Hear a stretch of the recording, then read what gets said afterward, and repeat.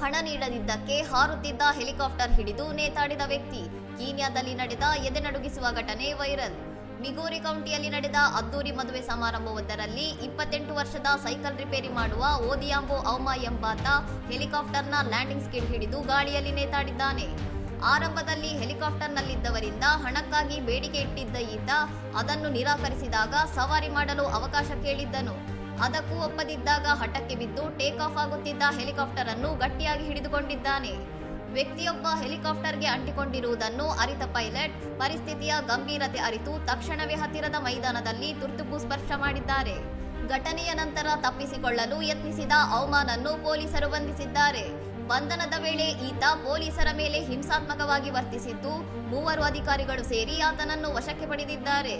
ಜನರ ಜೀವನವನ್ನು ಪಣಕ್ಕಿಟ್ಟ ಗಂಭೀರ ಆರೋಪದಡಿ ಔಮಾ ವಿರುದ್ಧ ಕಾನೂನು ಕ್ರಮ ಕೈಗೊಳ್ಳಲಾಗಿದ್ದು, ಇಂತಹ ಅಪಾಯಕಾರಿ ಸಾಹಸ ಮಾಡದಂತೆ ಪೊಲೀಸರು ಸಾರ್ವಜನಿಕರಿಗೆ ಕಠಿಣ ಎಚ್ಚರಿಕೆ ನೀಡಿದ್ದಾರೆ. ಇನ್ನಷ್ಟು ಸುದ್ದಿಗಳಿಗಾಗಿ ನೋಡ್ತಾ ಇರಿ ಸೌರಂ ಟಿವಿ.